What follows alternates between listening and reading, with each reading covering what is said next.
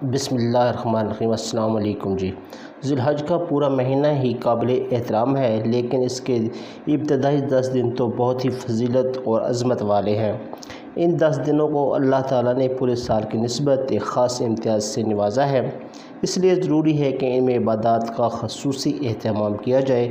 قرآن کریم میں اللہ تعالیٰ نے اس کی عظمت و اہمیت کو بیان فرمایا اور نبی کریم صلی اللہ علیہ وآلہ وسلم نے امت کو عشرہ ذی الحج کی قدردانی سے آگاہ فرمایا۔ قرآن کریم میں ارشاد ہے، قسم ہے فجر کے وقت کی اور 10 راتوں کی اور جفت کی اور طاق کی۔ اس میں اللہ تعالیٰ نے 3 چیزوں کی قسم کھائی ہے۔ پہلی قسم فجر کے وقت کی ہے۔ بعض مفسرین نے اس آیت میں خاص 10 ذی الحج کی صبح مراد لی ہے۔ دوسری قسم 10 راتوں کی اور جفت کی اور طاق کی۔ اس میں اللہ تعالیٰ نے 3 چیزوں کی قسم کھائی ہے۔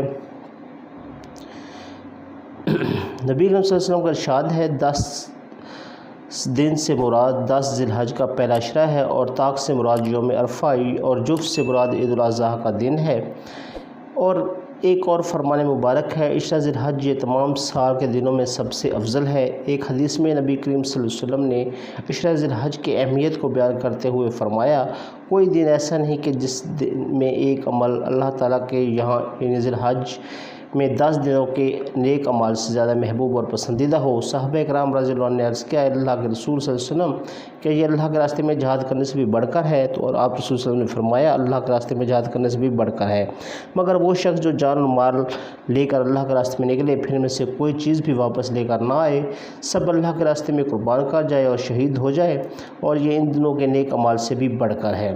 اس عشرہ مبارکہ کے حوالے سے حدیث مبارکہ اور سلف صالحین کے معمولات کے مطابق چند خصوصی اعمال نظر ثامین ہیں۔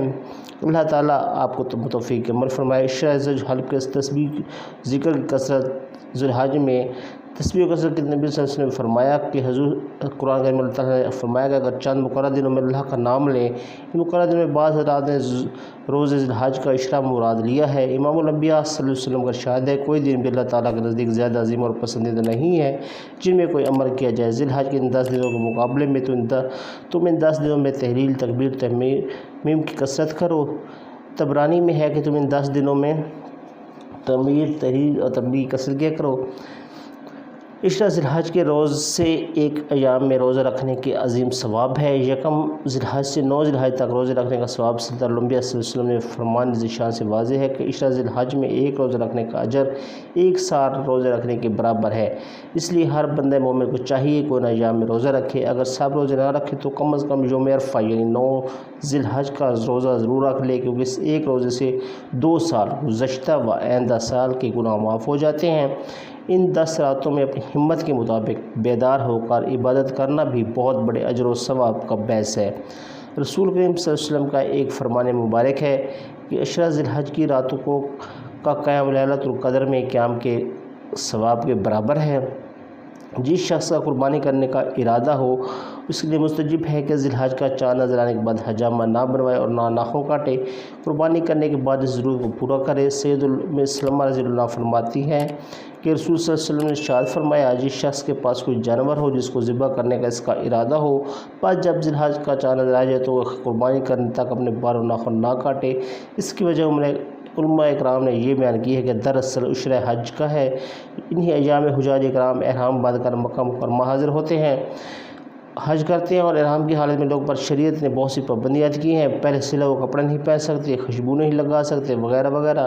انہی میں سے ایک پابندی ہے کہ بال اور ناخن نہیں کاٹ سکتے۔ ظاہر ہے حج کی برکات و احرام کی یہ پابندیاں انہی لوگوں کے لیے ہیں جو حاضر ہوں، لیکن اللہ تعالیٰ نے اپنی رحمت سے سارے اہل ایمان کو اس کا موقع دیا ہے کہ جب حج کے ایام آئیں تو وہ اپنی اپنی جگہ رہتے ہوئے بھی حج اور حجاج سے ایک نسبت قائم کر لیں، ان کے کچھ اعمال میں شریک ہو جائیں۔ اس لیے ذی الحج کا چاند نظر آنے کے بعد بال اور ناخن نہ ترشوائیں، اور اس طریقے سے بھی حجاج سے ایک مناسبت و مباشرت پیدا کر لیں۔ لیکن یاد رہے یہ مسئلہ شرط کے ساتھ ہے کہ زیر ناف بالوں زیر ناف بغلوں کی صفائی اور ناخن کاٹے 40 روز نہ گزرے ہوں، یعنی حد شرعی سے زیادہ نہ بڑھ چکے ہوں۔ اگر 40 دن سے زیادہ گزر گئے ہیں اور بال ناخن حد شرعی سے زیادہ بڑھ چکے ہیں تو ان چیزوں کی صفائی ضروری ہے۔ تکبیر تشریق ان دنوں میں ایک عملی تکبیرات کا کہنا ہے کہ جن تکبیرات تشریق کہا جاتا ہے، یوم عرفہ یعنی 9 ذی الحج کی نماز فجر سے شروع ہو کر 13 ذی الحج کی نماز عصر تک جاری رہتی ہے۔ شب عید میں عبادت عید کی رات میں بیدار ہو رہ کر ربی بساط کے مطابق عبادت کرے۔ عید الفطر کی رات ہو یا عید الاضحیٰ، دونوں راتوں میں عبادت کرنے کو بعض احادیث شریفہ میں بڑی فضیلت بیان کی گئی ہے۔ چنانچہ حضرت ابو امامہ بحری رضی اللہ عنہ سے روایت ہے کہ رسول صلی اللہ علیہ وسلم نے ارشاد فرمایا، جو شخص ادین کے راتوں میں عبادت کے لیے کھڑا ہو اللہ تعالیٰ سے ثواب کی امید رکھتے ہوئے تو اس کا دل اس دن یعنی قیامت کے دن نہیں مرے گا جس دن بہت سے دل مر جائیں گے۔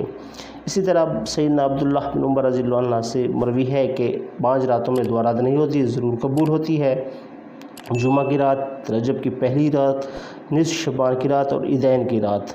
قربانی اس عشرہ کی 10 کو سب سے افضل امر قربانی کا ہے اور اہم عبادت شعائر اسلام میں سے ہے۔ وسعت کے باوجود قربانی نہ کرنے پر سخت تنبیہ کی فرمائی گئی ہے۔ سیدنا ابو حریرہ رضی اللہ عنہ سے روایت ہے کہ رسول صلی اللہ علیہ وسلم نے ارشاد فرمایا، جو شخص قربانی کی گنجائش رکھنے کے باوجود قربانی نہ کرے وہ ہماری عیدگاہ میں نہ آئے۔ اللہ تعالیٰ ہمیں اس عشرہ مقدسہ کی برکتوں سے مستفید فرمائے، آمین ثم آمین، اور ان اعمال پر ہدایات پر عمل کرنے کی توفیق عطا فرمائے۔ آخر میں آپ سے گزارش ہے کہ ہمارے چینل کو سبسکرائب کیجیے، ہمارے ویڈیو کو لائک اور شیئر کیجیے تاکہ ہماری ہر آنے والی ویڈیو آپ کو ملتی رہے۔ اللہ حافظ۔